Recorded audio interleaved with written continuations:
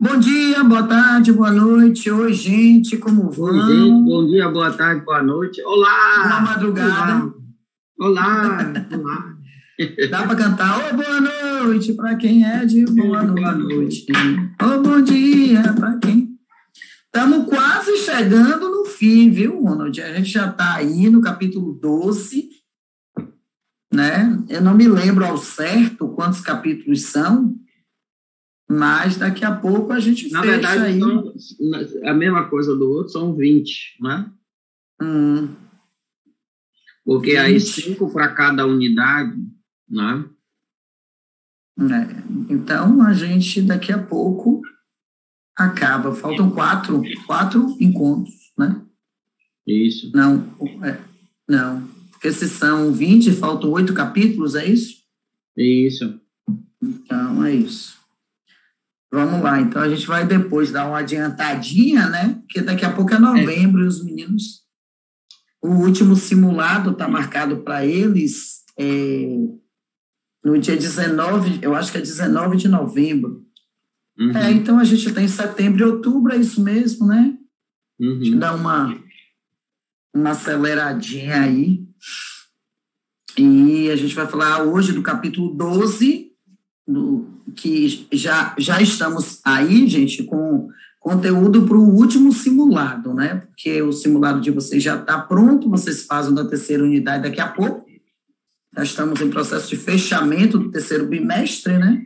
Então agora a Isso. gente já está pensando no último bimestre ou na quarta unidade. Daqui a pouco esse povo está todo de férias, né, Ronald? E se Deus quiser, eu também.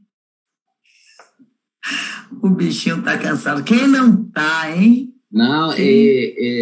depois dessa pandemia, o ano passado foi punk para a gente e esse ano também não está sendo fácil. São... e é uma readaptação, não tem jeito, né? Um Não, processo. muita coisa, muita vacina, muita protocolo ainda que Confusão, se segue, muita coisa. muito medo. Aham. Bom, Vamos lá. nós vamos começar a falar da arquitetura brasileira. São 2 capítulos, tá? É o capítulo 12 e o capítulo 13 de arquitetura.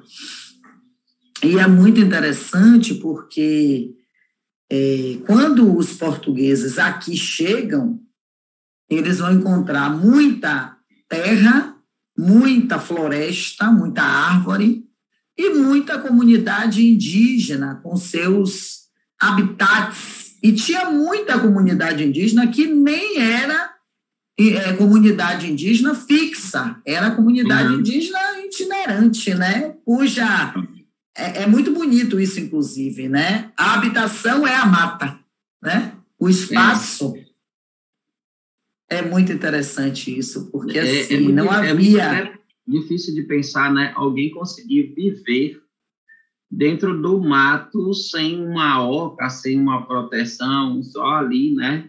Sol e chuva, né? É bem É, interessante. é bem porque, de qualquer forma, isso denota, Ronald, uma integração total, né? Porque, assim, é um ser que é da natureza, está em contato direto e é pertencente, assim como a natureza lhe pertence. Sim, Né? sim. Então, se a gente considerar que as próprias árvores são espaços de proteção também, e que tem espaços de mata fechada, não é? Eu lembro porque eu nasci num lugar pequeno, de muita natureza, e quando estava chovendo, às vezes a gente se protegia debaixo da mangueira, O que não é né? nada recomendável, né? Você ficar embaixo de Pois árvore. é, exato, exato, não é nada recomendável. E muitas dessas comunidades ficavam, talvez não seja recomendável hoje, na sabedoria deles fosse, né? Não, e muita gente morreu torrado aí, mas Mas está tudo bem também, né? e às vezes iam para cavernas, eles tinham outros recursos. Sim, E talvez existiam, até né? pelo próprio conhecer da natureza, fugiam justamente de lugares que em determinados momentos estavam chovendo. Sim, sim, Não, tá assim, sim. é algo que quando o Florestan Fernandes, a sua tese foi a Ordem dos Tupinambás, que era dos tupis, né? Os tupinambás eram os mais aguerridos, mais guerreiros, viviam ligados a essa questão da guerra.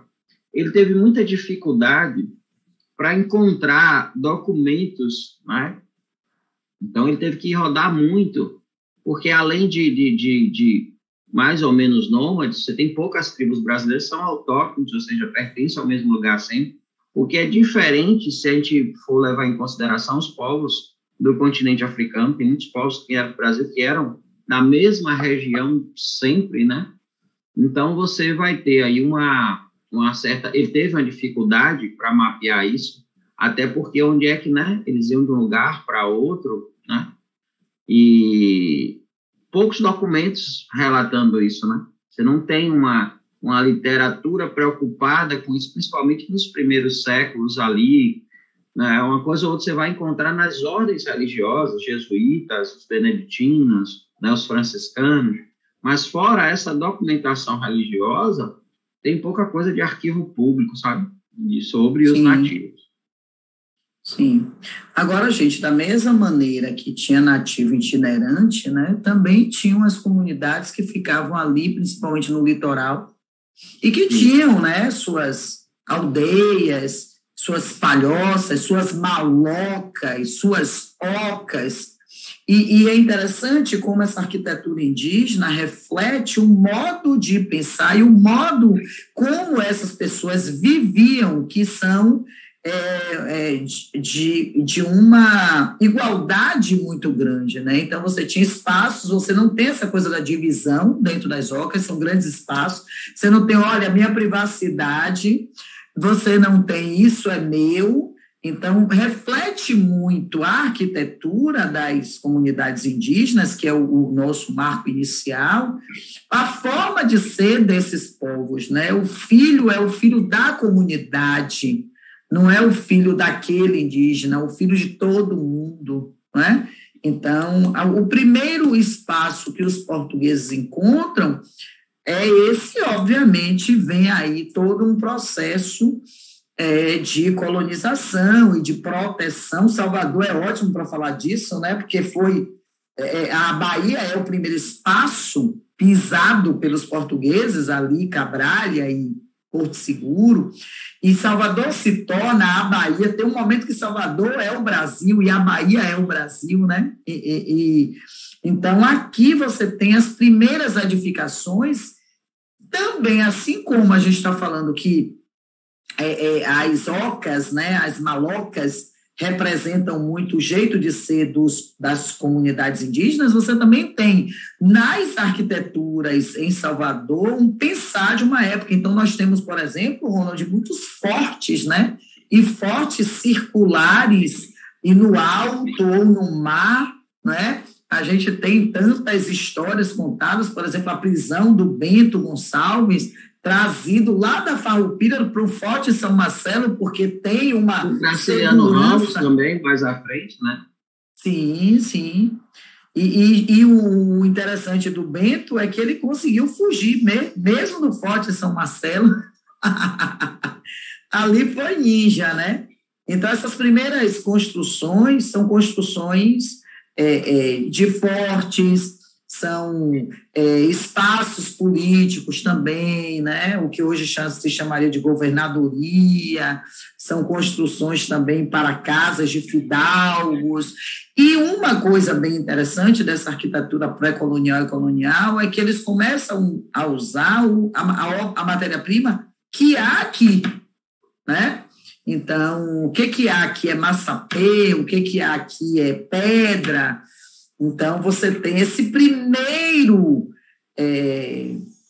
desenho arquitetônico, basicamente, nesta cidade que vocês têm aqui, que é Salvador, a primeira capital, fundada pelo senhor Tomé de Souza, e que vai se unir a esse tipo de arquitetura que já havia com as comunidades indígenas. Então, são construções vernaculares, feitas com materiais disponíveis na natureza, então, muita madeira, muita pedra, muita argila, muito barro, né?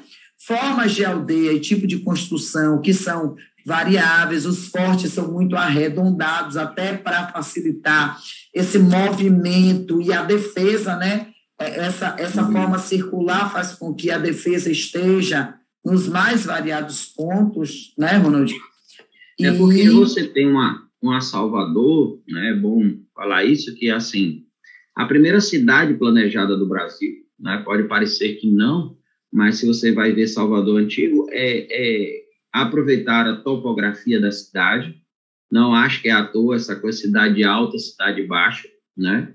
A cidade alta, onde começa ali a cidade, ali, Praça da Sé, por ali em cima, você tinha um bondinho dos padres, que era o que levava as coisas lá para cima, então você tinha uma parede natural, né?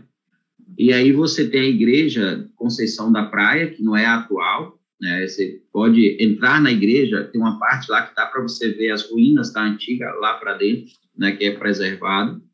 Então era chamada de Conceição da Praia, porque ali se chega no comércio, tudo que você vai ver ali é aterramento, né? Até a própria ideia do mercado modelo, que não era o mercado modelo, era justamente a alfândega, né? E tinha lá o lugar que chegava, o pessoal gosta muito de levar as pessoas para visitarem aquela parte ali embaixo, aqui onde ficavam os escravos, etc. E é verdade, porque eles eram tidos como mercadoria e ficavam num lugar totalmente sem água, tinha entrado um monte de coisa. Mas tem uma coisa que você falou, né, dessa construção aí, por exemplo, esses fortes, quando os fortes são redondos, porque o que acontece? Na invasão, quando eles tinham uma visão, né? Então, estavam ali atirando os canhões. Se o navio passasse dessa visão, eles perdiam o poder de combate. Então, os fortes circulares era, se, né, tivesse a passagem, aí você poder pegar. Então, você tem aí comércio, que a gente chama de comércio hoje, que era o segundo distrito naval, na verdade seria o primeiro, e a cidade toda com esse paredão natural. E depois ela era toda, né, em muros, né? Você tem ali a fronteira, que era o São Bento, lá em cima, que só vai ser construída em 1581, por aí. E você tem aí, isso que Paula falou do uso, por exemplo, muitas das nossas igrejas têm aqueles portais de pedra que começaram a usar uma pedra da região, né, do interior da Bahia, que é a pedra de Ilhéus, a pedra de calçamento, que é também chamada de pedra-sabão. E a gente sabe muito bem, né, quando molha ali, por que ela é chamada de pedra-sabão, né? Então, você tem toda uma sociedade que ela é construída no modelo, né, medieval, né, de uma cidade fortificada, uma cidade toda ali protegida. Invasão de pessoas de fora, como vai acontecer em 1622 dos holandeses, e também de algumas tribos mais aguerridas, né? Sim, e a gente tem uma questão aí que é bem interessante, Ronald, para se pensar, né, que Portugal fica a um oceano de nós, né? Então, era preciso pensar que tipo de material se usar, não é? Para ter uma arquitetura forte, porque você tem aí a salinidade, você tem que construir perto da praia, ainda tem a questão de desbravar, porque era tudo mata fechada, né? A gente hoje pega um ferryboat e vai para o meio da Baía de Todos os Santos e olha e tem uma visão que é completamente diferente da visão que os portugueses tiveram quando eles chegaram, né? Então, essa pedra foi muito importante, e mais para dentro, à medida que a cidade vai sendo planejada, que a gente, você diz assim, acredita, é difícil acreditar, mas foi planejada, é que depois vem um crescimento desordenado, né? Vem muita gente... Mais para frente, né, quando o crescimento desordenado e a própria destruição do patrimônio, coisas do século XX, né? Você aí vai ter no governo JJ Seabra um processo de urbanização do que a gente chama de Avenida 7, que vira ali a tentativa de virar um lugar de lojas, não havia shopping, então o comércio era na rua, nas lojas, e você tem ali aquelas casas, se você olhar bem, algumas casas da Avenida 7, elas são casas antigas, né, que correspondiam a um lugar residencial, né? Então, você vai ter ali Campo Grande, é muito depois, os muros da cidade ali no São Bento, né? Antes ali do relógio São Pedro e tal, né? Às vezes eu falo para os meninos essas coisas, eu digo, olha, vocês precisam conhecer Salvador, vocês nascem em Salvador, só fica no Itaigara, Caminho das Aves, Shopping Salvador, vá ver né, a parte... Vá andar pelo Pelourinho, vá para o Caminho de Areia, vá para a Ribeira, né, vá para o Humaitá, uma das visões mais lindas de Salvador, é a visão do Humaitá. Não é? A própria praia de Boa Viagem é muito bonita também, Pirajá, né? Aquela parte lá de cima de Paripe, Pirajá não, Paripe. E então, Pirajá, aquela parte que teve a grande batalha, eu nem sei mais, eu fui ali há muitos anos atrás, que tinha preservado aquele monumento histórico, né? Da Independência. Tem muito tempo. Eu nunca mais fui também. E assim, a gente vai comemorar a independência aí, né? Esses 200 anos, e vem o coração de Dom Pedro, e a gente não conhece o coração do Brasil, né? A gente está ainda recebendo Dom Pedro e não sabe onde é que está onde é que bate com força o nosso coração, né? Então, ontem eu vi a cena do coração de Dom Pedro, cheio de pompa chegando, porque o cara levantou uma espada e disse independência ou morte, e a gente termina não vendo onde pulsa, né, nossa energia vital. Um detalhe, que o coração dele foi preservado e vive lá em Portugal, veio para cá, mas Dom Pedro I abandona isso aqui, né? Uhum. Tanto é que vai ficar o regência do Feijó, o Zé Bonifácio, que era um cara moderno, depois veio o Feijó, e o Dom Pedro II assume ainda um garoto, né? Porque esse pai que mandou lá para Portugal, né?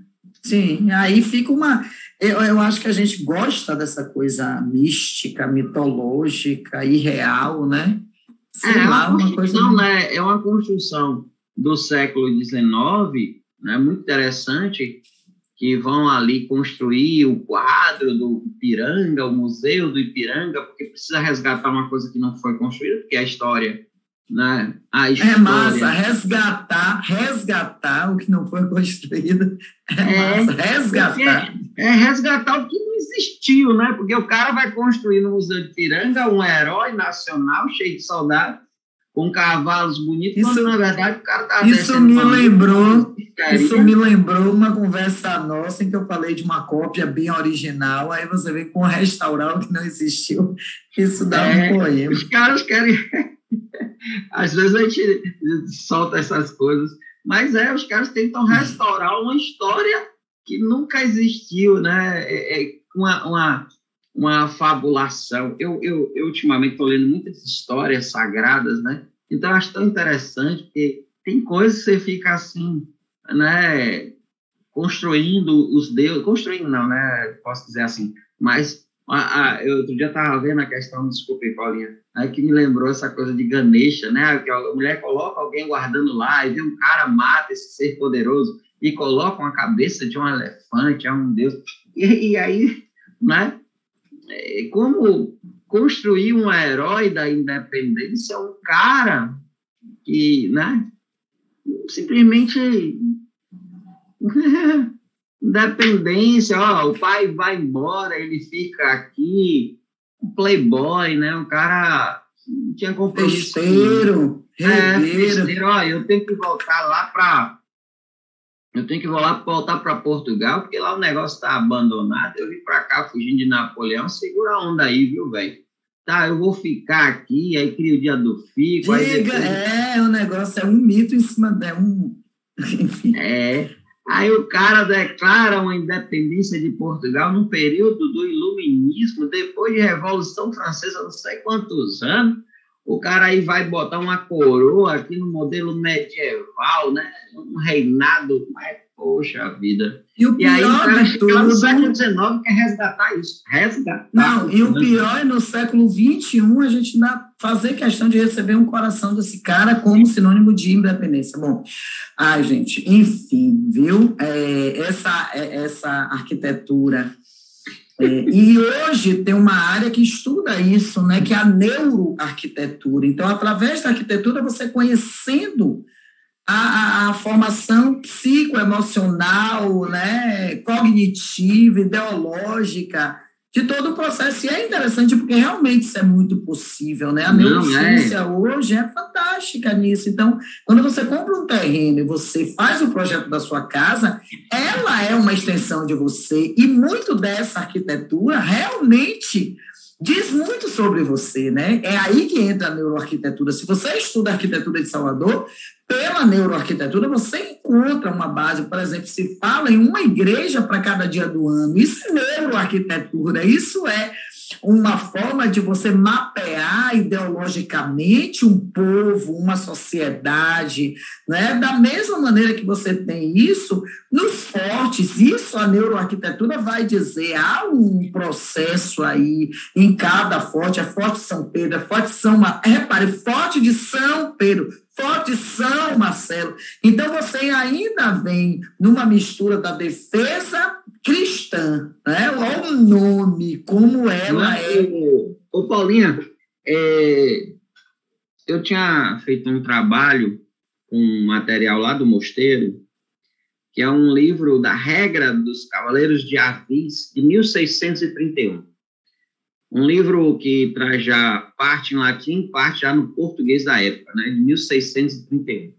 Então, aqui tinha uma ordem religiosa militar, e lá em Portugal, que era dos caras de Avis. E você tem noção que isso, 1631... Era uma dinastia, né, de Avis, não era uma dinastia? Tinha, e que virou uma ordem, né, de guerreiros militares, e que resistiu, para você ver como essa coisa de Portugal e Espanha com a questão católica, principalmente Portugal. E eu fui encontrar documentos do século XIX, depois século XX, que essa ordem ainda existe, né? Ainda existe dando, né, como é que chama, como medalhas, né, títulos de distinção para pessoas que de alguma forma contribuem. Mas eu fiquei assim, nossa, que você estuda isso como passado e você vê que ainda hoje esse lado militar religioso dessa construção da cidade de Salvador e do Brasil, né, que é aqui onde tudo começa, como isso é uma Idade Média tardia, né?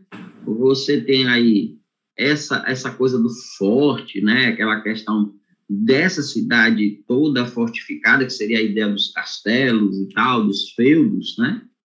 E toda uma sociedade organizada hierarquicamente, de forma religiosa e militar.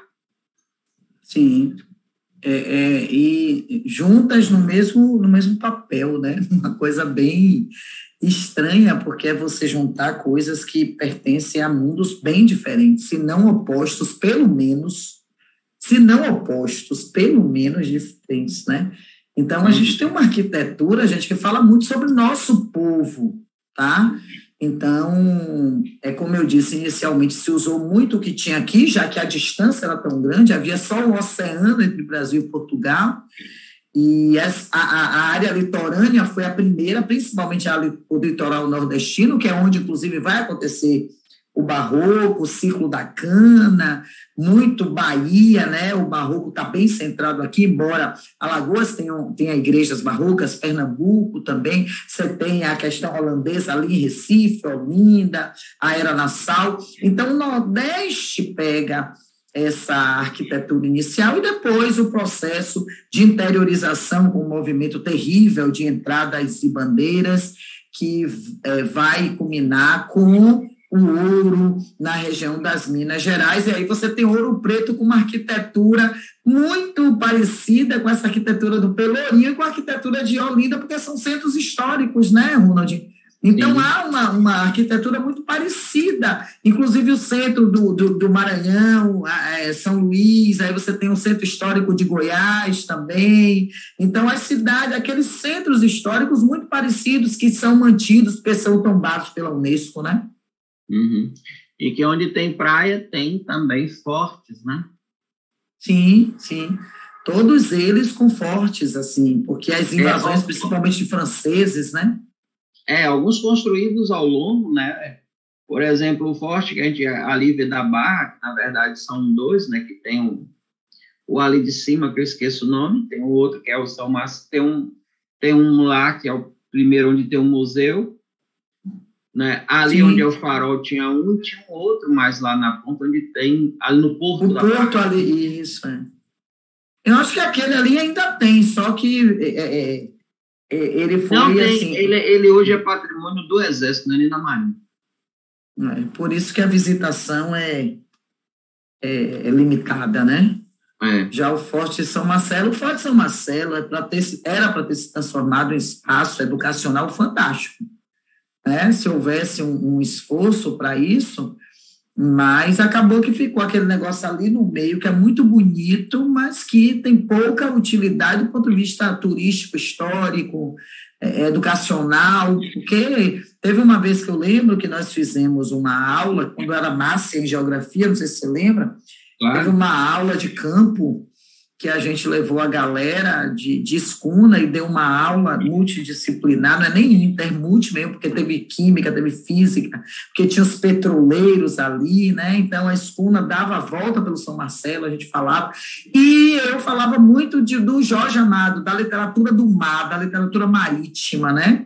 Porque Jorge Amado diz que toda cidade portuária é um receptáculo de cultura e de gens, porque os caras chegam aqui, não é? Chegam nas cidades, vão ficar 2, 3 dias e buscavam muito, principalmente entre o século XIX e o século XX, as casas de prostituição ali no Tabuão, na Ladeira da Montanha, que é tão próximo ali, né?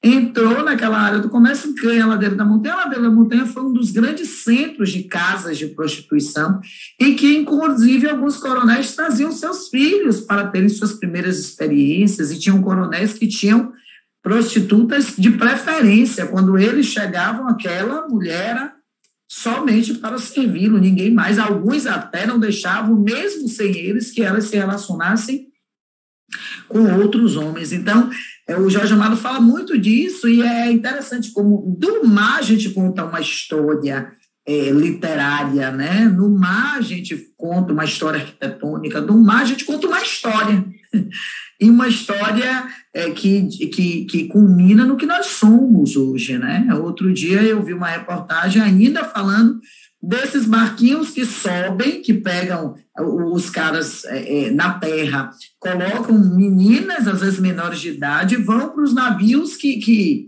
atracam, não é? Navios de carga, e havia um problema, porque alguns desses barquinhos iam com uns 4, 5, 6 meninas e viravam, né? E que quase não se noticiava esse tipo de absurdo, né? Eu disse, nossa, olha o Jorge Amado aí ainda, né?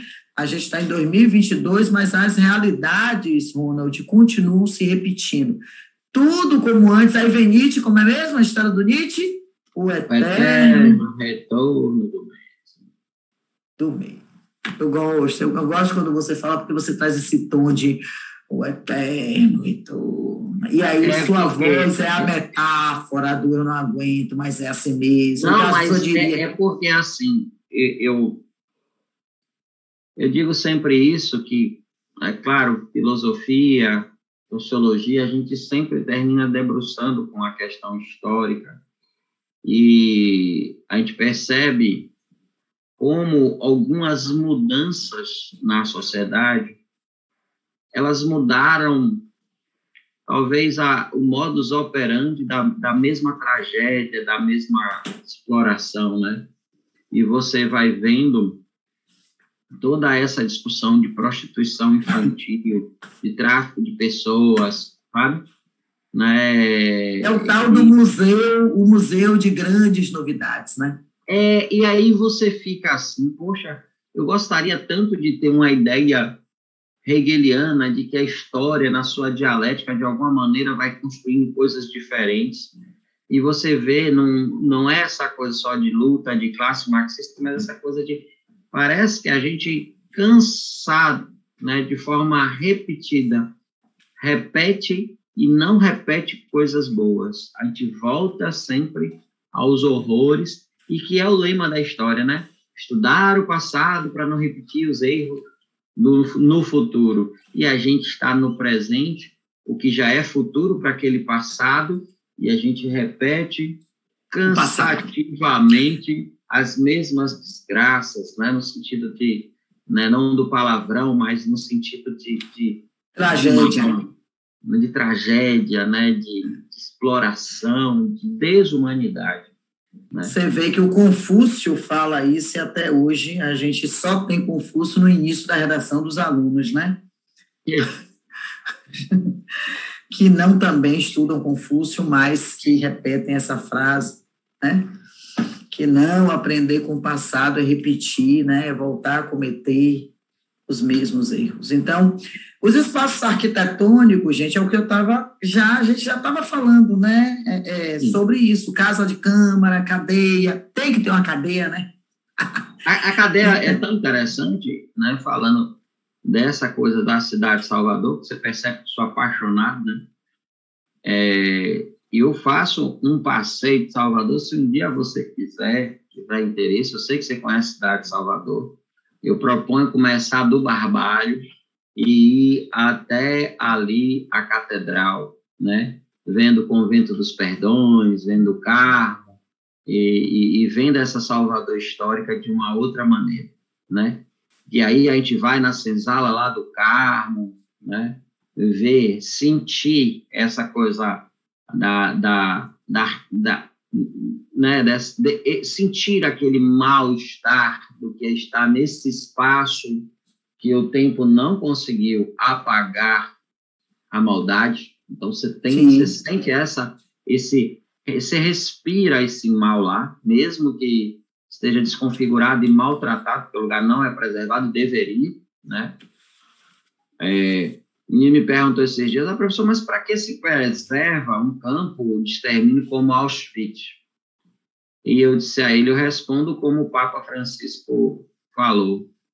Infelizmente, a gente tem que meditar os horrores para saber o quão conseguimos chegar na nossa maldade. Então, assim, você vai naquele espaço e aí você vê Câmara, né? Câmara de Vereadores, Câmara e cadeia, era uma coisa interessante, né? E aí, na Câmara dos Vereadores, ali naquele espaço ali da praça, que tem o elevador Lacerda, inclusive tem quatro coisas distintas de momentos arquitetônicos diferentes. Tem a prefeitura, nada a ver, o baúzão de ferro, que destruíram uma coisa antiga ali, que era a antiga prefeitura, a primeira prefeitura para se fazer ali. Tem também lá a prefeitura que era no Solar da Boa Vista, mas isso é outra história. Né? Mas tinha ali o palácio, né? O palácio ali, do que seria o palácio do governo, que já é uma arquitetura já do século XIX e tal. E na frente, a Câmara dos Vereadores, que é uma coisa colonial, e que embaixo você tem a primeira cadeia de Salvador, né? Sim. E aí você tem destruído ali no Pelourinho a casa, a ouvidoria, né? Imagine que o cara tinha a função de ouvidor da coroa, né?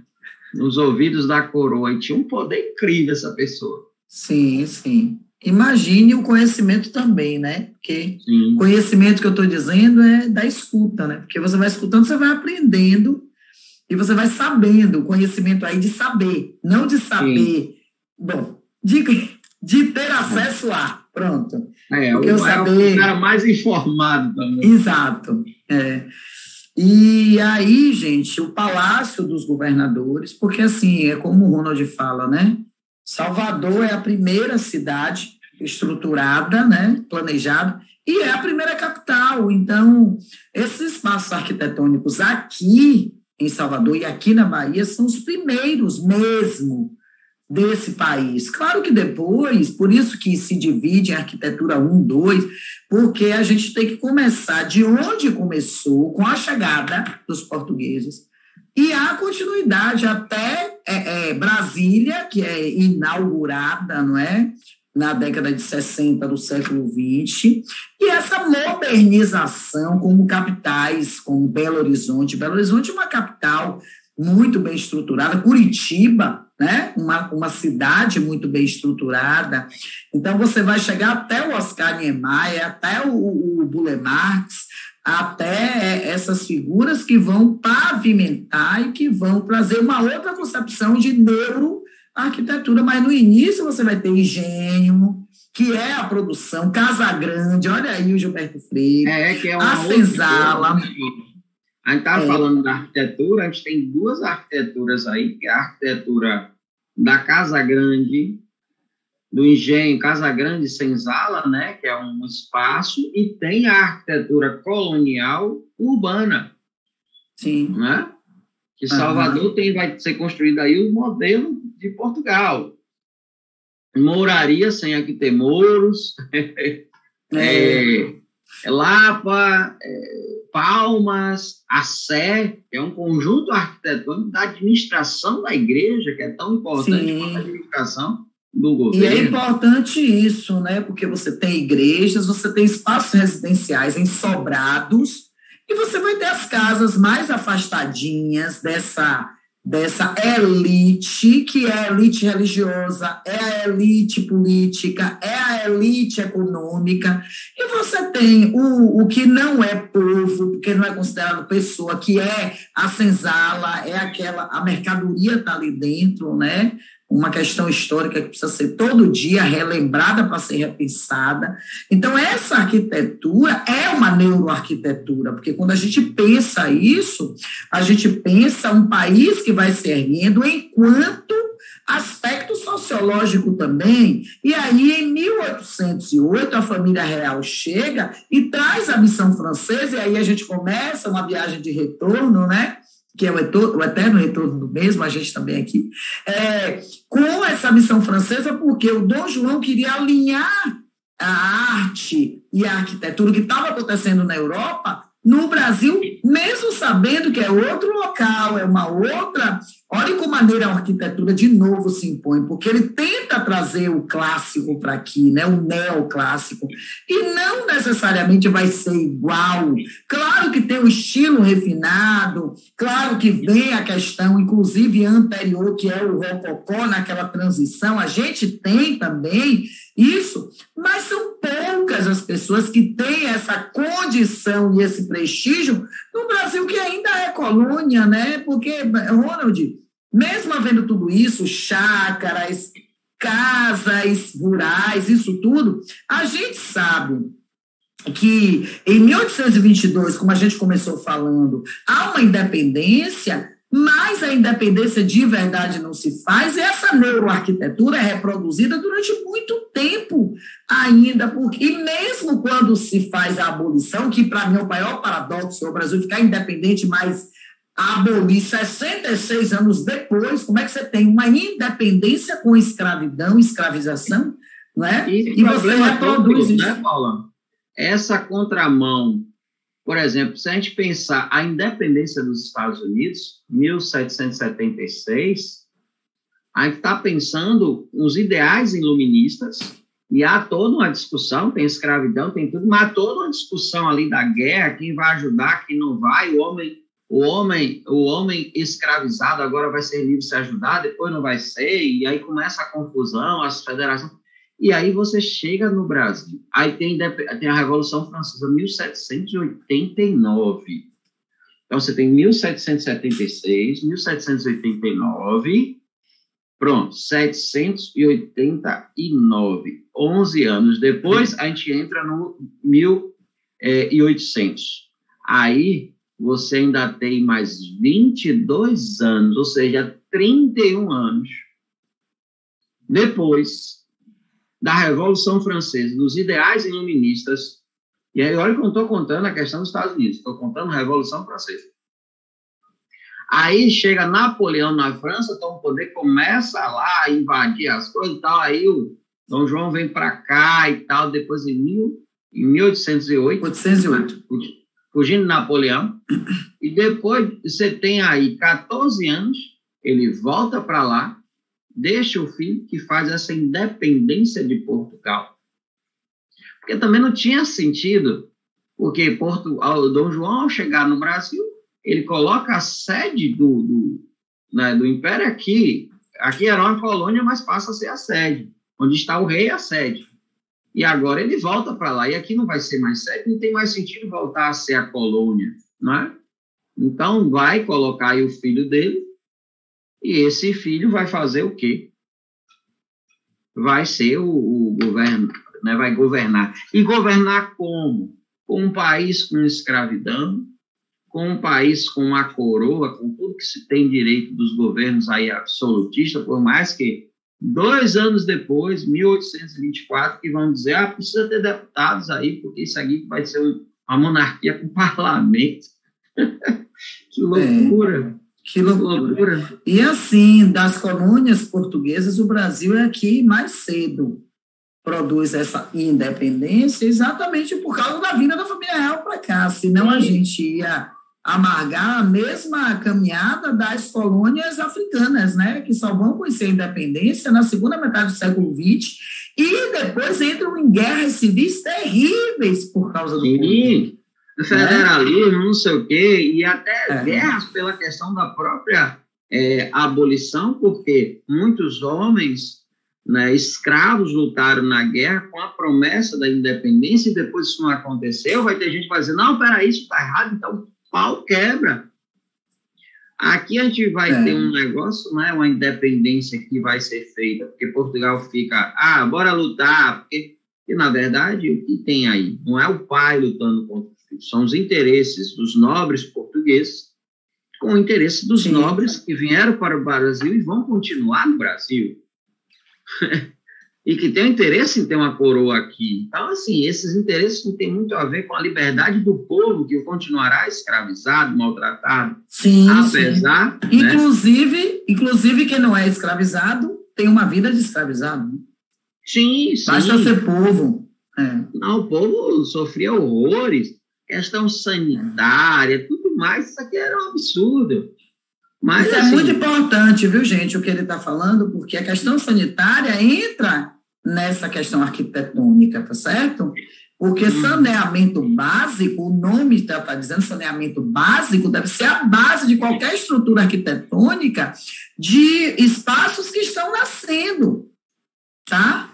Então, você tem tudo isso, lugares que abrigavam, e aí vem assim, as casas bandeiristas ou rurais que abrigavam, escravizavam ferramentas, animais, cerveja de povos, ou seja, a gente está botando escravizado e animais dentro do mesmo espaço.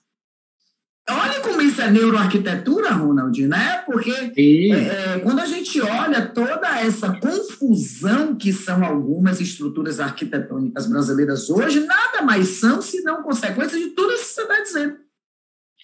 Né? Porque você tem toda essa estrutura de câmara e cadeia, né? Você tem o lugar do poder, tem a prisão, está tudo junto, e aí você vai, né? Eu faço um convite muito interessante, porque a gente fica bugado ali quando pensa um pouco da história, quando vai no Castelo Garcia d'Água. Mas que castelo é esse? O que tem a ver? Castelo era coisa de construção da Idade Média de Guatá. Uma estrutura feudal muito interessante, né? E as pessoas não sabem porque se chama lá embaixo de portões. Os portões do feudo, ou seja, né, das terras dos Dávilas. Sim. E aí vem uma questão importantíssima, né, que a gente trabalhou em arte barroca e falou um pouco disso, né? Salvador é um dos grandes centros barrocos do mundo. Isso é muito interessante, né? Tem turista do mundo todo que vai ver o barroco de Salvador, como vai ver o barroco de Minas, que é o barroco tardio, já no estilo rococó, né? Do senhor Francisco Lisboa, vulgarmente conhecido como Aleijadinho, bem vulgarmente, porque hoje ele jamais seria chamado de Aleijadinho, é bom dizer isso, né? Mas que vai subindo...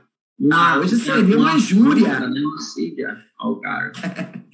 E a gente vai subindo no Nordeste e vai encontrar esse barroco, né? A origem está lá na Europa, mas esse barroco vem para o Brasil, essa arquitetura com todas as características do barroco, a assimetria, até porque vai de encontro à arte greco-romana, que é simétrica, que é harmônica, que é simples, que é equilibrada, a estrutura barroca e a edificação, e aí a gente já mistura tudo, né? Porque a gente está falando de arquitetura e aparece aí também a escultura e a pintura, porque está tudo dentro de um estilo. Você não tem uma estrutura barroca, uma igreja barroca, simplesmente uma estrutura arquitetônica. Não tem como como ter, até porque há uma intenção, né, Ronald, uma intenção de educar, uma intenção de chamar esse fiel, que ainda, às vezes, nem é fiel, e não é fiel mesmo no sentido de, não é fiel no sentido de confiar em Deus, e não é fiel porque ele ainda não se fideliza, não é?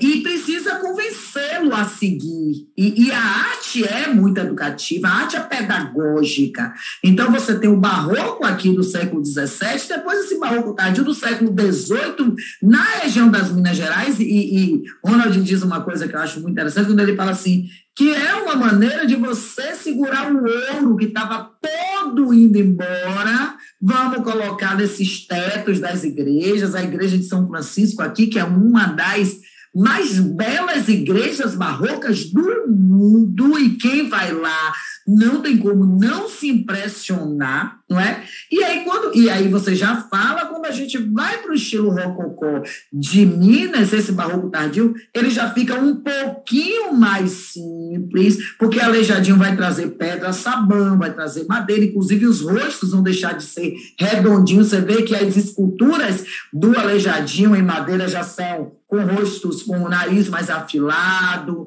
com o queixo mais triangular. Quer dizer, o anjinho barroco é mais Paula. Aí, quando a gente vai para o estilo Aleijadinho, ele fica mais Pinóquio, né? E esse estilo rococó vai também para os prédios públicos. Porque quando a gente fala em arquitetura barroca, essencialmente é a igreja, mas quando a gente vai para o estilo rococó, aí a gente já abre, porque é sinal também de elitismo, é um sinal de prestígio. Então, essa arquitetura barroca difere bastante o estilo nordestino do estilo mineiro. Venha, Ronald. Não, e que você estava falando que é uma questão do ouro no Brasil, né? Porque se por um lado você já tem um pessoal que tem interesse no Brasil, né? Você vai ver toda a questão da Inconfidência Mineira, que sobra para o Tiradentes. Tiradentes. Né?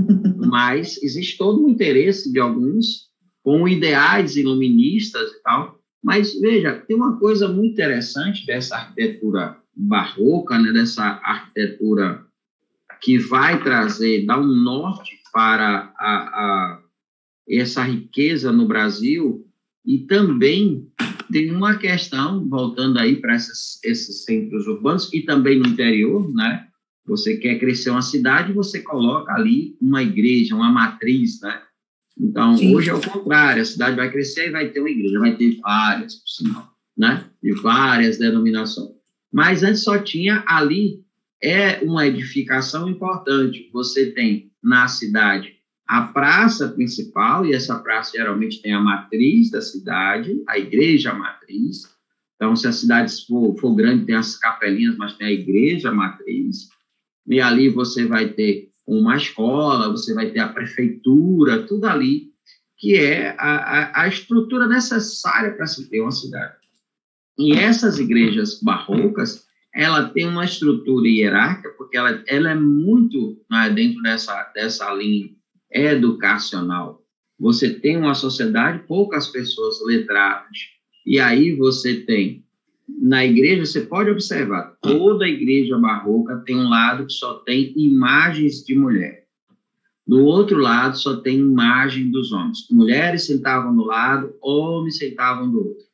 Atrás, você tem um portal ali, e você vai ver que tem um espaço, principalmente nas mais antigas, que não é calçado, é o cimento cru, onde se ficava ali os escravos, os servos, que não podiam adentrar na igreja, até porque muitos estavam até descalços. Então, você tem uma estrutura, né, da ideia da dignidade, ou seja, os dignatários que sentavam arrumados na igreja. Quando se chegar aí no século XIX, tem as irmandades, século XVIII já tem as irmandades, etc., que ocupam lugares, né, que são lugares de honra na igreja, porque eles têm parte ali e tal, mas a estrutura, o acontecimento dessa sociedade estava todo vinculado à questão da missa, das festas religiosas. As festas todas eram ligadas à questão religiosa. e a cidade toda nessa arrumação. Você chega aí, por exemplo, Paula falou essa coisa das 365 igrejas que tem em Salvador. É impressionante. Você chega no terreiro de Jesus, você encontra um marco de uma cruz, você tem a igreja de São Francisco, aí você sai, ele tem a igreja de São Domingos, você tem do outro lado a catedral, que não era a catedral, era a capela dos jesuítas, você tem a noção do tamanho da nossa catedral, que era anterior até, e você tem um complexo arquitetônico ali que se chama Praça da Sé, ou seja, ali você tinha a cúria romana, ali você tinha um tribunal eclesiástico, ou seja, onde funcionavam os escritórios da igreja e da administração da cidade. Sim. Né? É toda uma estrutura. Aí você vai ver tudo barroco. Hoje, aqui em Salvador, você tem o lugar de administração, que é ali no Garcia, que foi transferido, mas o conjunto arquitetônico chamado Praça da Sé, ao nome Sé, a Sé Apostólica. Quando você vai no Vaticano, você vai na Sé Apostólica, ou seja, na sede apostólica. E Salvador vai ser o quê? A arquidiocese, ou seja, a primeira igreja, e aí vem uma redundância primais, porque ela cresceu tanto que vai dar origem a outras arquidioceses, para dar origem a outras igrejas, mas ela é a primaz do Brasil. Ela tem a primazia. Então, é muito interessante você entender que é essa hierarquia, né? Que aí depois você vai disputar. Por exemplo, o Dom João quebra bastante essa hierarquia de Salvador quando ele vai para o Rio de Janeiro. Sim. Né? Rio de Janeiro vai ser um lugar, talvez porque eles encontraram no Rio de Janeiro uma coisa que não encontraram aqui no Nordeste, que era a possibilidade, né, eles vêm da Europa, de encontrar determinados momentos do ano que tinha um clima mais agradável. E mais ameno, né? E no Rio de Janeiro, a região de Serra é muito fria, tem um clima muito gostoso para quem, principalmente, está acostumado com calor, né? E assim, né, Ronald, essa tradição barroca, mesmo que já com sincretismo, uma mistura arquitetônica, foi para os interiores, porque a gente tem no Nordeste, mas vamos falar da Bahia, que a gente está aqui, foi aqui que a coisa nasceu mesmo. Quase todos os interiores, eu não vou falar todos, os 457 municípios baianos, eu acho que são 457, eu não vou falar de todos, porque eu não conheço todos, mas o normal é que haja uma padroeira, uma festa da padroeira, mesmo que você tenha outras religiões crescendo e até com maior número de católicos, de cristãos, você tem a festa da padroeira, né, como algo que é muito comum, seja, que é uma padroeira daqui é São Pedro, dali é Nossa Senhora do Amparo, ali é Nossa Senhora da Aparecida, ali é São Judas Tadeu, ali... E como isso ainda movimenta toda uma cultura, todo um comércio, todo o turismo e toda uma energia, não é, da comunidade em torno disso. Como isso, esses 523 anos, 22 anos de história, né, vamos falar assim, mesmo sabendo que não são 522 anos de história, até porque tem municípios muito mais recentes, mas que ainda conservam esse caráter idiosincrático, né? E com várias igrejas católicas construídas depois, mas com um traço barroco significativo na própria arquitetura, né? E os tetos até, e aquelas imagens, os excessos, os santos, os candelabros. Então, muita coisa que remete a um século XVI e um século XVII, né? E que tem essa estrutura muito interessante de deixar aqui muita coisa da riqueza, né? Esse barroco que consegue colocar muito ouro na igreja, né? Também daí vem a ideia do Santo de Pau Oco, né? Que eram imagens que eram transportadas e com fundo falso colocava ouro ali, pedras, né? Por isso que Santo do Pau Oco, né? Mas é muito interessante, né? A estrutura de uma sociedade que se organiza dentro de um poder que está ligado à mentalidade portuguesa, que é uma mentalidade religiosa, né? E aí a gente aproveita essa carona, né, para falar exatamente de coisas que a gente já foi começando, né? Essas fases. Eles colocam as igrejas barrocas mineiras com 4 fases. Eles que eu estou dizendo, os capítulos, os materiais que vocês vão estudar, né? Obviamente, gente, Isto é para um deleite, não é? Você não vai chegar no vestibular, a não ser que você queira arquitetura, e você vai estudar isso no curso de arquitetura, mas você não vai chegar no vestibular para lhe perguntarem sobre as 4 fases do barroco mineiro, tá certo? Então, você tem aí, é algo para você se deleitar, essa primeira fase, que é a primeira década, é o iniciozinho do século XVIII, que as capelas têm maior simplicidade, são feitas de taipa, quer dizer, um material mais simples, até porque é para refletir essa simplicidade, está no início do século XVIII, o processo inicial de entradas e bandeiras também, né? O ouro está indo embora, tá? E na segunda fase, que é a segunda década, na segunda década para frente, que já leva 50 anos, você já tem uma formação de classes, né?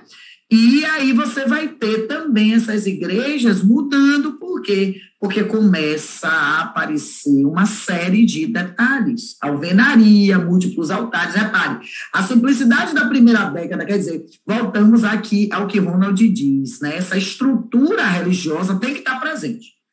E essa estrutura religiosa vai caminhar, né, Ronald, com o desenvolvimento do ciclo do ouro, porque a terceira fase, que leva 20 anos, já tem classes formadas e tem uma coisa aí da rivalização e o estilo rococó aparece porque é o estilo mais elegante. Então, esse que quer aparecer mais, esse que tem mais dinheiro, esse que tem mais poder, vai ficar com o estilo rococó, com uma fachada, com um detalhe mais harmônico, porque a gente já viu o rococó, e o rococó já traz aquela coisa mais de uma cor mais suave, mais harmônica. A gente fala que já estamos na transição para o neoclássico, e aí vem a quarta fase, que já estamos no final do século XVIII, em que o ouro já está completando seu ciclo. Repare, olha que coisa, a fase da economia, da produção, caminha junto com essa fase da cultura e da arquitetura e da neuroarquitetura.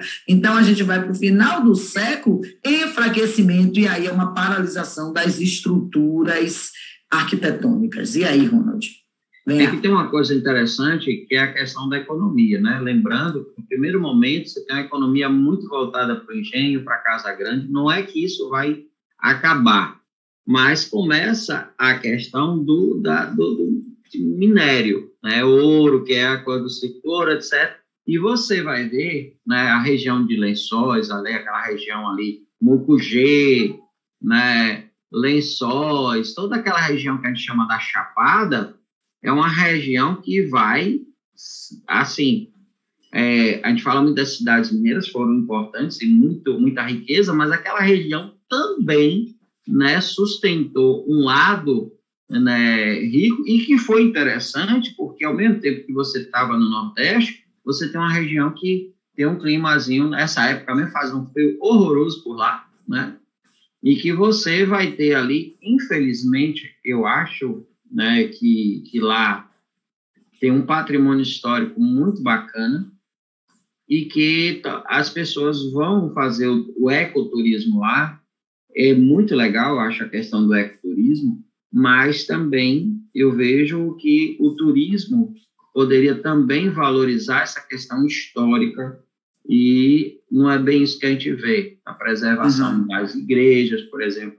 Eu tive em Mucugê em 2020, antes da questão da pandemia, e fui visitar aquele conjunto lá arqueológico, da mineração, etc., e vi um negócio muito meio que abandonado, sabe? É uma coisa que é muito importante, porque ali, né, as pedras, o ouro, etc., e você sente uma energia, às vezes, muito pesada da coisa ali, que eles pegavam os homens escravizados que trabalhavam, quando desconfiavam, fazia beber óleo para a pessoa colocar para fora aquilo ali, e às vezes óleo quente e tal. É uma coisa assim muito rica, e que essa parte da história, tudo bem, é uma região maravilhosa para a questão do turismo ecológico, acho que sim, mas também tem uma parte do turismo histórico que está meio que... Mas isso é uma opinião, pode ser que outras pessoas que trabalham com isso não concordem, né? É porque talvez o turismo se molde. Outro dia eu vi um tema de geração sobre isso. A modelação, a modelagem do turismo através da expectativa do turista, né? Então, o cara vai com essa intenção, aí vamos agradar o turista. E às vezes a gente esquece que nisso há muito de nós, né? Quando você fala da sua história, você está reiterando, reafirmando uma questão ali de empoderamento, né? A sua história, a sua ancestralidade está ali também, né? Mas eu concordo com você, viu, Ronald? Eu gosto muito da Chapada, você sabe disso. Tenho até um jipinho para poder cair nos buracos da Chapada. Gosto muito do Capão, de Lençóis, gosto daquela região toda de Rio de Contas, Mucugê, né? E a Itaberaba, né? Você vai ali, Morro do Chapéu. Mas eu acho realmente que se fala muito do ecológico, porque a galera sai da zona urbana ávida, né, para mergulhar na cachoeira, para fazer trilha, e há um certo desdém, eu estou dizendo certo desdém, viu, gente? Eu não disse desdém, eu disse certo desdém, porque daqui a pouco aparece um aluno que é da região e com essa parte, ou até, se não desdém, uma secundarização, deixando assim, vamos deixar em caráter secundário isso, e vamos colocar, até porque aqui a gente vai ter uma trilha, o guia ou a guia vai levar essa galera para aquela cachoeira que fica lá longe, né? Então, é uma diária. Então, tem uma questão aí que eu acho que termina se misturando, e aí as prioridades mudam. Mas eu concordo com você, eu acho que é uma região historicamente muito rica, e que tem muito ainda a ser vista, né? Tem muito para ser contemplada, né? Para esse turista chegar lá e contemplar isso mesmo. Não, olha que coisa, né? Quantas mãos aqui padeceram em busca de ouro, de diamante. Inclusive tem lá em Mucugê o Museu do Diamante, né? Tem lá uma... num passado remoto, há uns 13, 14 anos, eu cheguei aí também. Tem aquelas casinhas lá dos mineiros, como eles se arrumavam, como eles dormiam, como eles cozinhavam. Mas, assim, muita coisa ali, Lençóis... Que muda, assim, eu acho, assim, sabe, isso, só para fazer um paralelo, quando você vai ao bairro da Liberdade, em São Paulo, uma visita quase que obrigatória ao Museu de Imigração Japonesa, e quem está lá é o japonês, o descendente, dizendo, olha, essa é a maquete do primeiro navio, olha onde a gente dormia, e há um orgulho disso, dessa história, e ao mesmo tempo reconhecimento do sofrimento para que essa geração criasse a nova, para que se mantivesse viva essa chama hoje, né? Eu acho que a gente podia tomar isso como exemplo e como modelo, né? Não é para fazer igual, mas para ter uma reflexão sobre isso, né? É isso que você falou, eu achei interessante quando eu estive em Recife, né? Recife, Olinda, e aí eu fui, né, na primeira sinagoga das Américas e tinha um rapaz lá explicando, e ele era um judeu, estava estudando, né, para ser, né, um rabino e tal. E ele explicando toda a questão da purificação e tal, dizendo as famílias judaicas que vieram no período dos holandeses, depois eles tiveram que sair do Brasil, quando os holandeses, né, vão perder aí para os portugueses católicos, aí eles fundam a sinagoga lá de Nova York, e aí ele explica lá, como é que chama? Nas ruínas, como é que foi feito ali, aí em cima tem uma parte que eles restauraram, né, da sinagoga, como é que o homem se comporta, como é que a mulher, quais as roupas e tal, muito interessante. E o fato de ter alguém da comunidade judaica que estuda a cultura judaica explicando ali, eu acho que deu uma coisa, assim, mais cuidada, sabe? E transmite uma verdade, né? Quem está falando, o lugar da fala, sabe? Você fala daquele negócio ali com gosto, né? Daquilo que para ele é precioso. E eu acho que é uma preocupação que a gente não tem, é quem fala, se merece estar nesse lugar de fala, né? Porque quando eu vou, por exemplo, a esse Museu da Cultura Japonesa, da Imigração, eu vejo o lugar da fala de um cara que é descendente dessa galera que veio, né? E você percebe, né, como há verdade nisso, que é o que você traz aí. E que poderia ser também, agora, o que a gente tem muito na Chapada? O lugar de fala de alguém que veio de fora, gostou da Chapada e está morando lá, mas não é de lá, ele ama, ele é guia, tem muitas histórias. Comprou um sobrado antigo, transformou numa grande pousada, desconfigurou toda a questão histórica, e ali é bacana. Mas... Vida que segue, né? Aqui estão os principais artistas, esse último, nosso Aleijadinho, eu acho bem legal o modo trazer o Antônio Francisco Lisboa, não é? Repare o traço aí do Aleijadinho, quando ele traz a figura de Cristo, você já vê uma questão muito diferente desse barroco, esse traço do barroco. E na igreja de Matozinhos, né, que está aí à esquerda, um pouquinho, você vê um pedacinho, porque o PowerPoint adapta, né? Você já percebe também uma arquitetura sem os grandes excessos, né? E aí o mestre Valentim, o mestre Ataíde também, Ronald sempre gosta de tecer um comentário, né, sobre a competência, né, desses mestres e que muitas vezes não são reconhecidos, né, Ronald, o Ataíde e o Valentim, né?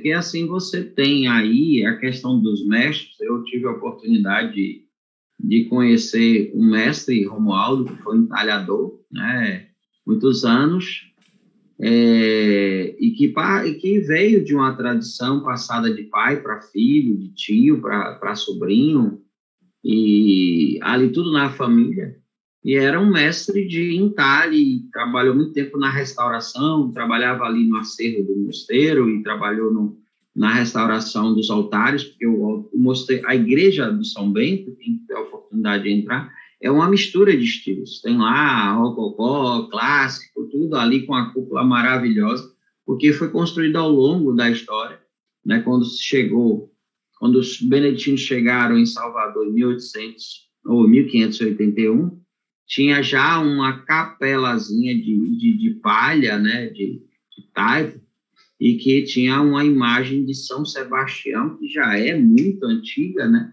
E que está lá guardada, ela ficava na igreja onde foi guardada, porque, né, colocaram as de mármore Carrara, que é do século XIX, né? Então, assim, esses mestres, eles aprendiam essa ciência nos liceus da vida, ou nos próprios, né, com outros mestres, e que traziam aí não só a escultura, o entalhe, né? O entalhe é muito importante, que é essa coisa de esculpir na madeira e depois fazer o acabamento com ouro, né? Esse acabamento é incrível, porque você acha, por exemplo, uma imagem dessa que você está vendo. Quando essa imagem de madeira, ela é feita toda o entalhe do rosto, tira essa parte para fazer o espaço que vai deixar os olhos para depois colar ali. Então, é feita toda a parte, né? E aí você falou das igrejas, eu estava lembrando que a construção dessas igrejas feita com material e com óleo de baleia, né? Para untar ali, não tinha cimento e cal, óleo de baleia e cal para juntar. E a Bahia produzia muito óleo de baleia. Sim. Muito, né? Muito. É bem interessante. E era a liga que dava esse cal. Não existia cimento nessa época, entendeu? Então, aquela cola dava essa liga, aquela cola, e você, por exemplo, você entra nas igrejas, reparem, quanto mais alta a igreja, a base é um negócio absurdo. Aí chega a família real, a gente foi falando, se antecipando, né?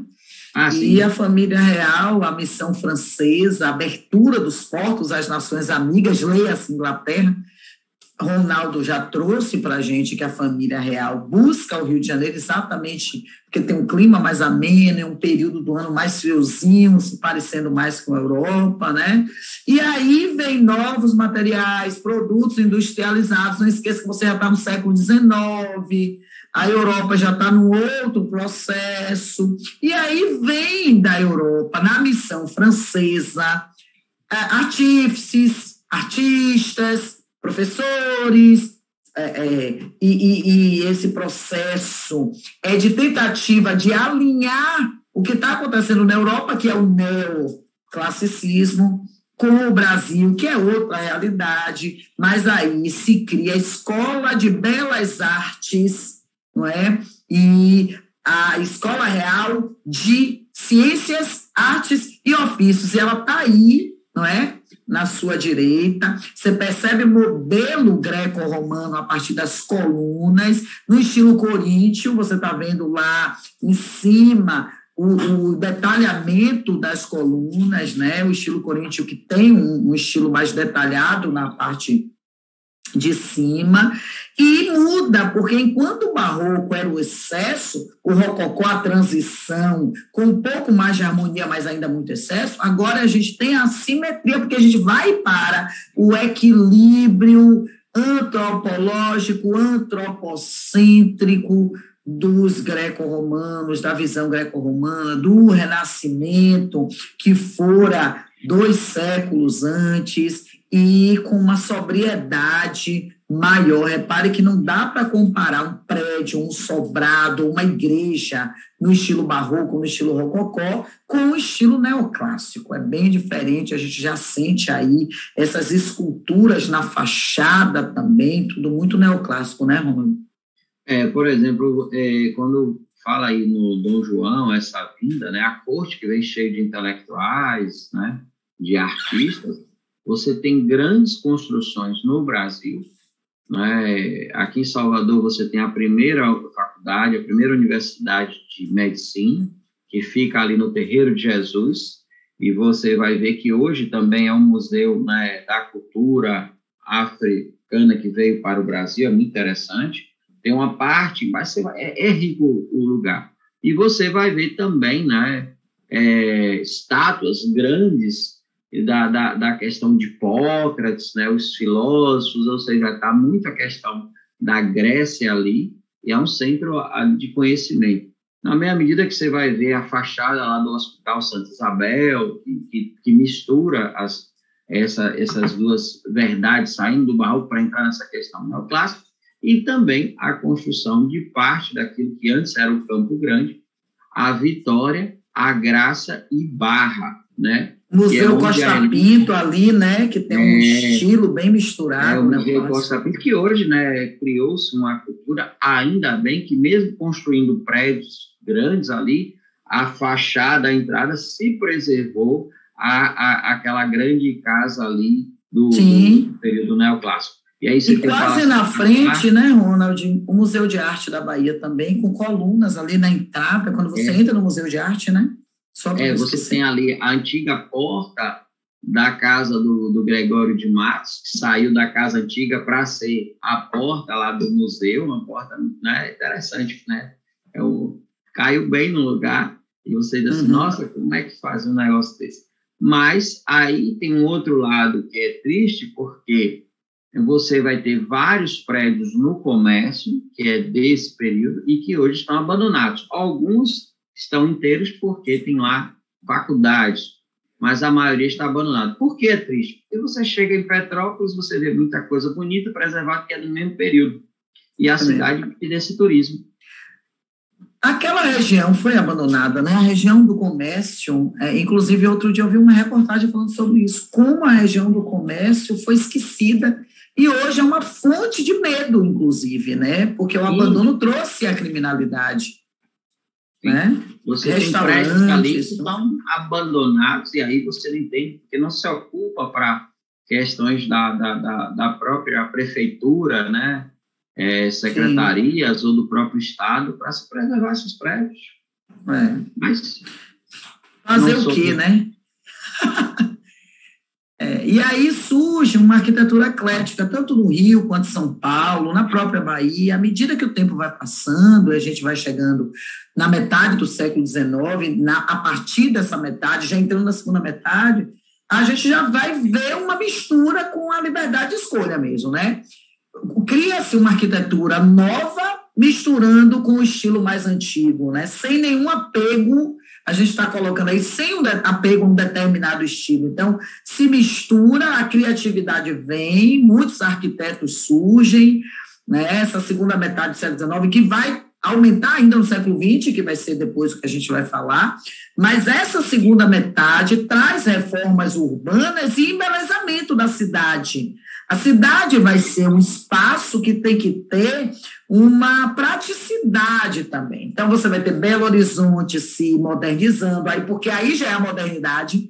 Essa é a modernidade, não modernidade, olha a aula do primeiro ano. Não é a idade moderna, porque a idade moderna está lá atrás, mas é a arte moderna. Tá? E aí, Belo Horizonte vai ser uma capital moderna, Rio de Janeiro vai começar a se modernizar muito com a família real. E aí a urbanização, né? Rapidinho, Ronald, só para fechar aqui. Não. Tá. Pode falar.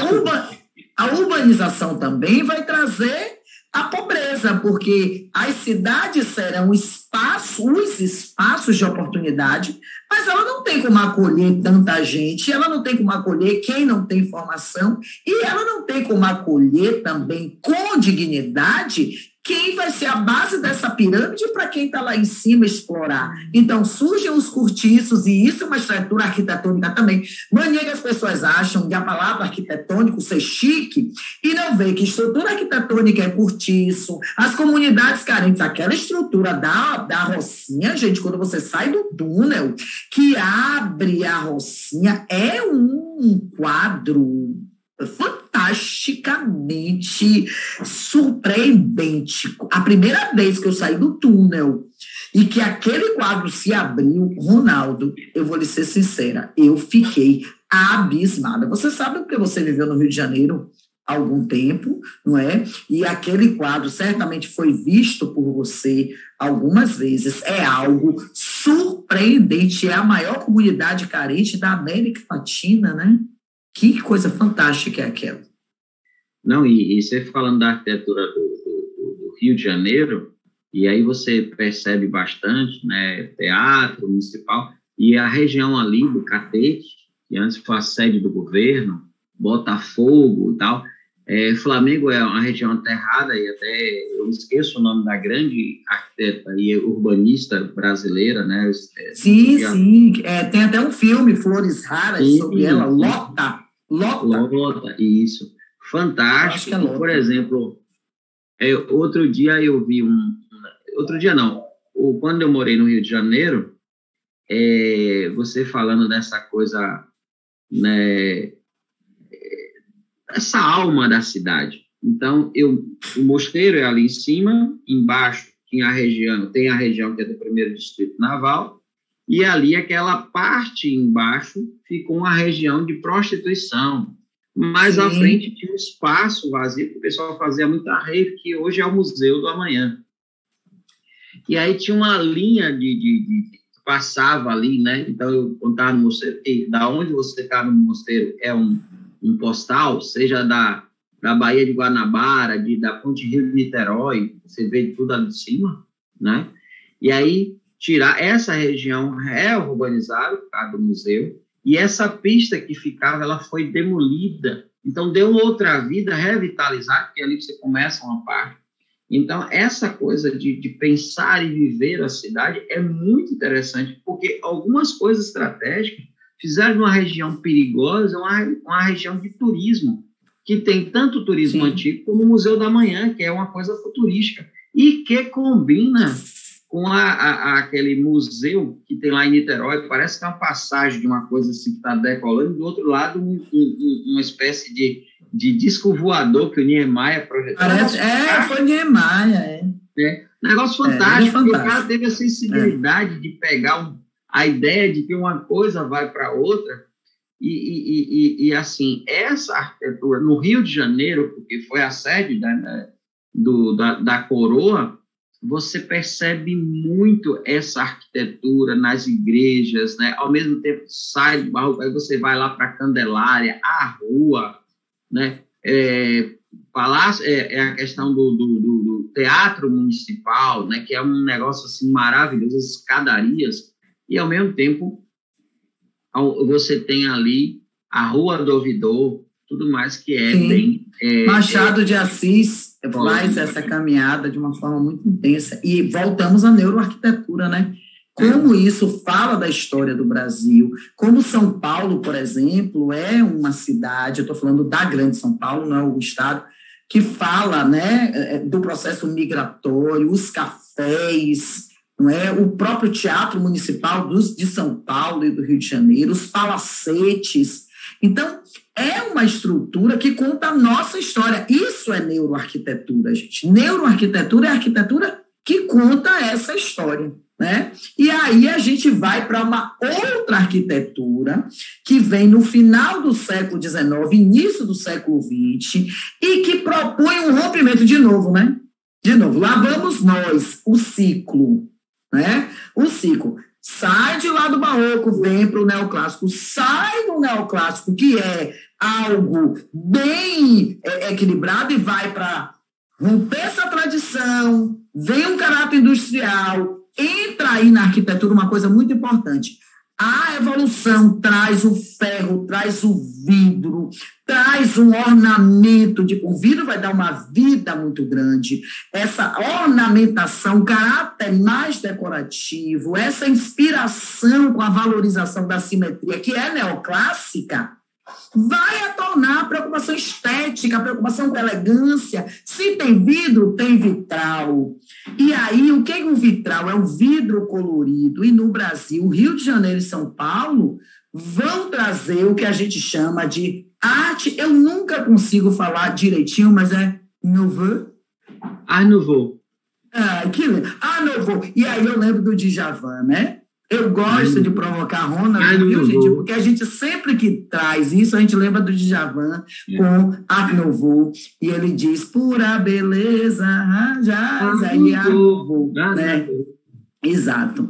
A gente sempre tem essa... Ele fala o Art Nouveau e eu entro com o Djavan, né? E um dos grandes nomes aí da arquitetura dessa época, do Art Nouveau, é exatamente o Victor do Bugras, e você pode chamar, viu, como bom baiano, arte noveal, tá bom? Só não fale em público, porque vai ficar uma coisa bastante feia, mas tudo isso é produto da Revolução Industrial, tudo isso é produto de uma mudança de comportamento, mudança de produção, mudança no jeito de ser, que vai culminar no que a gente vai trazer na próxima aula, que são os estilos da contemporaneidade, tá certo? A gente já está no século XX aí vai ter o próximo capítulo, que é a Arquitetura Brasileira 2.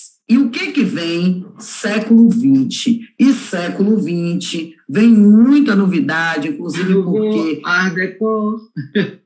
Tudo da Belle Époque. Exato.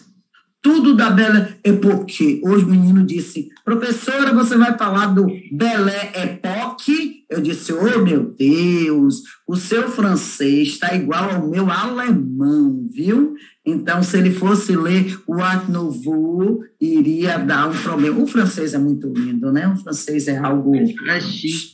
E eu acho que é sensual o francês, né? Um negócio do Messi. Um negócio que faz uma coisa assim.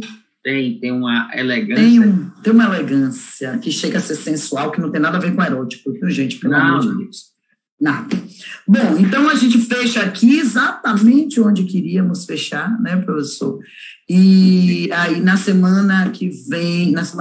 próxima aula a gente entra no capítulo 13, continua falando um pouquinho de arquitetura, porque daqui a pouco a gente vai entrar já na contemporaneidade. Aí vamos falar de Niemeyer, não tem jeito, vamos falar de Burle Marx, vamos falar de Brasília, desse projeto Juscelino Kubitschek e do Museu do MAM, Museu de Arte Moderna de São Paulo, que tem uma estrutura arquitetônica bem revolucionária, né? Uma coisa linda. Mas isso é depois. Aí a gente vai falar de Lota, a gente vai falar aí da era, não é, do aterro do Flamengo, ela que ficou responsável por ali, pelo aterro do Flamengo, mas a gente vai guiando com a passagem do tempo, né, Ronald?